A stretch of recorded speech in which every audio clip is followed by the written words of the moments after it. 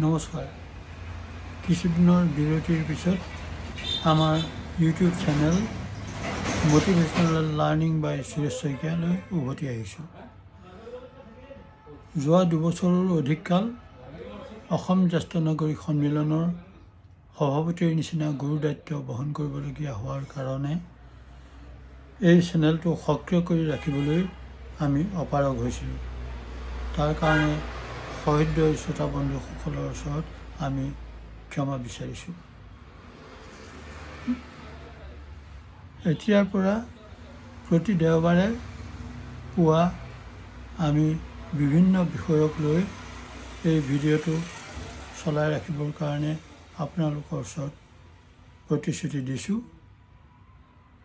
আৰু আজিৰ বিষয় হিচাপে আমি লৈছোঁ আমাৰ শৰীৰ এক ক্ষুদ্ৰ বিশ্ব ব্ৰহ্মাণ্ড, আৱাৰ বডি এ মিনি ইউনিভাৰ্ছ।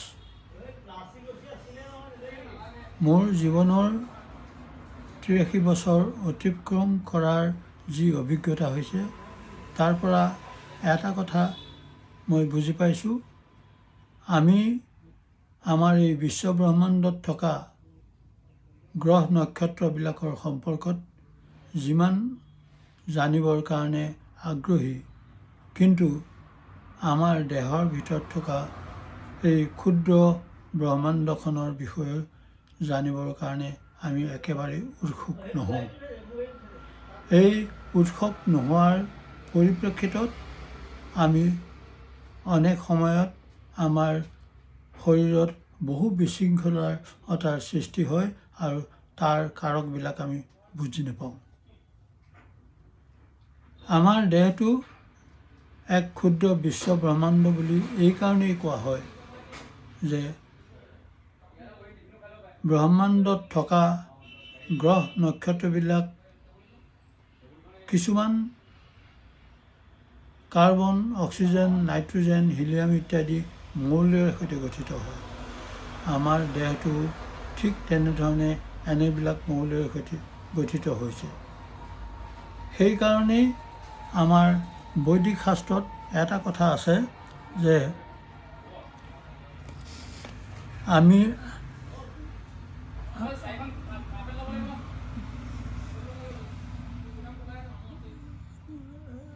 এটা পঞ্চভূতেৰ সৈতে আমাৰ দেহ গঠন হৈছে। সেই হৈছে মাটি, পানী, বায়ু, অগ্নি আৰু আকাশ। আৰু এই পঞ্চভূতেৰ সৈতে গঠন হোৱা দেহটো মৃত্যুৰ পিছত আকৌ মাটিটো এই পঞ্চভূতেই বিলীন হৈ যায়।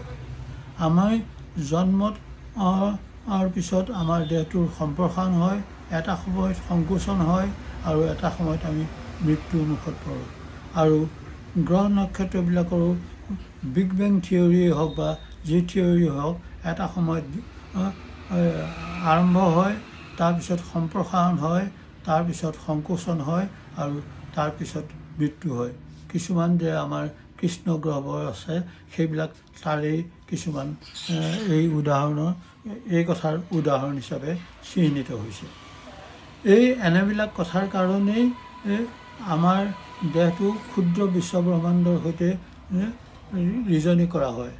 আৰু এটা কথা আছে, সংস্কৃতত আৰু এটা কথা আছে, সেইটো হৈছে যৎ পিণ্ডে তৎ ব্ৰহ্মাণ্ডে, অৰ্থাৎ দেহ য'ত থাকে তাত এই ব্ৰহ্মাণ্ডই থাকে।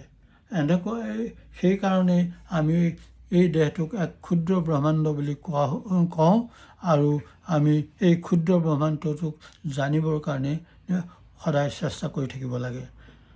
প্ৰিয় শ্ৰোতা বন্ধুসকল, আপোনালোকে যদি আমাৰ এই ভিডিঅ'টো ভাল পাইছে, আপোনালোকক ছাবস্ক্ৰাইব কৰিবৰ কাৰণে অনুৰোধ জনাইছোঁ।